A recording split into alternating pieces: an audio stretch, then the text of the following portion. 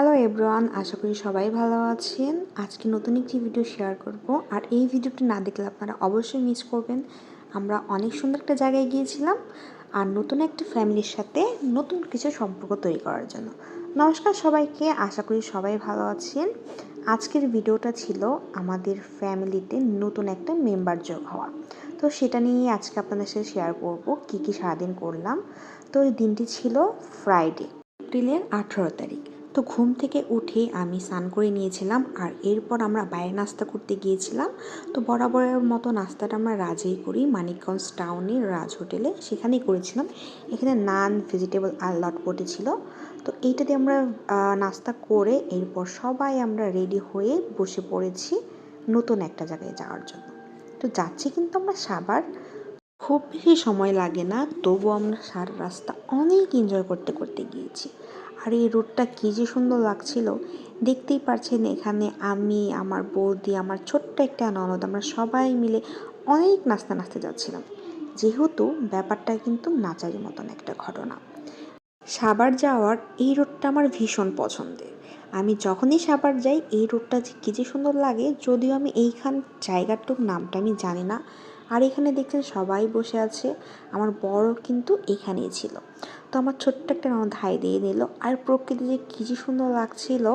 আর আমরা এদিকে তো অনেক এনজয় করছিলাম, এখানে বৌদিও কিন্তু অনেক এনজয় করছে, মানে আমরা সবাই এনজয় করছি। আর এটা ছিল আজকে আমার সাজগোজ, খুব সিম্পল সেজেছিলাম কারণ অনেক গরম ছিল। গরমে খুব হালকা সিম্পল একটা শাড়ি পরেছি আর ছোটোখাটো কিছু গয়না পরেছিলাম, আর তেমন কিছুই না। পুরো রাস্তাটাই না আমরা নাচতে নাচতে গিয়েছিলাম, কারণ যেখানে যাব সেখানে কিন্তু অনেক আনন্দ হবে। আর ওই দিকে কিন্তু আমাদের একটা গাড়ি তো হয়নি, যেহেতু আমরা অনেকজনই যাচ্ছিলাম। তো ওই দিকে পিছেও একটা গাড়ি ছিল। তো কথা বলতে বলতে আপনাদের সাথে কিন্তু চলে এসেছি সাভার। এটা হচ্ছে সাভার জমিদার বাড়ি আড়াপাড়া। এইখানে আজকে আমাদের গন্তব্য। আর এই বাড়িটা কী যে বড় আর কত যে সুন্দর। জমিদার বাড়ি তো এমনি অনেক সুন্দর, আপনারা সবাই জানেন। আর এই ঘরটাতে আমরা যখন এসে বসেছিলাম, কী যে ঠান্ডা ছিল, মানে গরমের মধ্যে থেকে মনে হয় আমরা খুবই একটা ঠান্ডা একটা জায়গায় বসলাম। আর প্রথমেই এখানে আমাদের ওয়েলকাম ড্রিঙ্কস দিল, এটা হচ্ছে মালটার রস ছিল, মালটার শরবত। এই শরবতটা আমি 2 গ্লাস খেয়েছিলাম, কারণ আমার আসার পরে অনেক পিপাসা পেয়েছিল, যার কারণে হচ্ছে আমি 2 গ্লাস খেয়ে নিয়েছিলাম। আর এরপর তো মিষ্টি, সন্দেশ, ফল ছিলই। যদিও আমি মিষ্টি পছন্দ করি না, তবে সন্দেশটা মারাত্মক ছিল। কোনো ধরনের মিষ্টি ছিল না, একদম খাঁটি দুধের সন্দেশ ছিল। এদিকে কিন্তু চষির পায়েসও দেওয়া হয়েছিল। আমরা নাস্তা করেই বের হয়ে পড়েছিলাম টুকটুক জায়গা ঘোরার জন্য।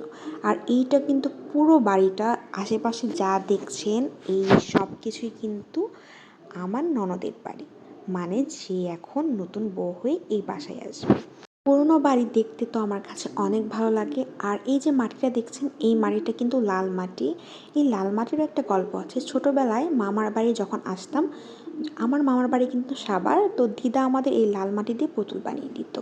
এখনও কিন্তু সেই পুতুল খুব যত্ন সহকারেই রেখে দিয়েছিলাম। আর এটা হচ্ছে রাস্তা, মানে ঢোকার রাস্তাটা।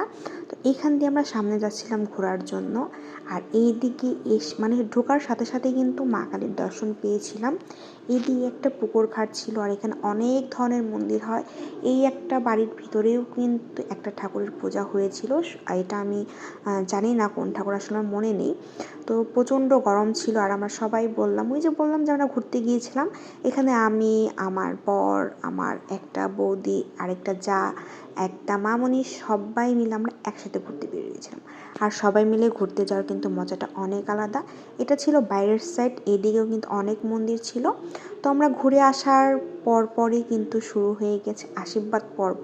যেহেতু আশীর্বাদে একটা সুন্দর একটা সময় থাকে, ওই সুন্দর সময় আমাদের নতুন জামাইকে আমরা আশীর্বাদ করে নিয়েছি। আর এরপর চলে গেছিলাম ছাদে। ছাদটা এত বড় ছিল আর দেখতে খুবই সুন্দর লাগছিল। তো ছাদ থেকে ঘুরে আসার পরে আমরা লাঞ্চ করতে বসে পড়েছি, আমরা সবাই মিলে একসাথে লাঞ্চ করতে বসে পড়েছি। আর লাঞ্চের আইটেম কিন্তু অনেক ভালো ছিল। প্রথমে এখানে ঝরঝরা পোলাও দিয়ে দিয়েছে, এরপর বেগুনি ছালাদ ছিল। আর ছালাদটা আমার খুবই পছন্দের ছিল, আমি এরকম কুচি ছালাদ খুবই পছন্দ করি। বেগুনিটা গরম গরম পোলাওতে দারুণ ছিল। এরপর রোস্ট ছিল, রোস্টটাও ভালো হয়েছিল। সাথে কিন্তু মাছও ছিল।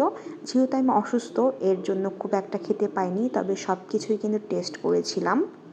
আর এই গরমের মধ্যে লেবু চিপিয়ে খেতে কী যে ভালো লাগে। আমার তো লেবু অনেক পছন্দ, মানে ভাতের সাথে বা পোলাওর সাথে লেবু না হলে চলে না। আর মটরশুঁটি দিয়ে পোলাওটা রান্না করা হয়েছিল, সাথে কিন্তু মাটন ছিল। মাটনটা কী যে সফট হয়েছিল, আর মাটনটার মশলাটা খুবই পারফেক্ট ছিল। সাথে কিন্তু দই আর চাটনি ছিল, সেটা আসলে ভিডিও করা হয়নি। আর এখন আমরা সবাই মিলে খেয়ে নিচ্ছিলাম। আর খাওয়া দাওয়ার পরে আমরা সবাই আবারও কিছু কথাবার্তা সেরে নিয়েছিলাম, যেহেতু বিয়ে তো এক কথায় বিয়ে হয় না, বিয়ে করতে হলে লাখ কথা খরচ করতে হয়। সব কথা বলে সেরে সুন্দর একটা দিন ধার্য করে আমরা চলে এসেছিলাম আমাদের বাসায়। তো আজকের ভিডিও এই পর্যন্তই। ভালো লাগলে আমার পেজে লাইক ফলো করবেন। ধন্যবাদ সবাইকে।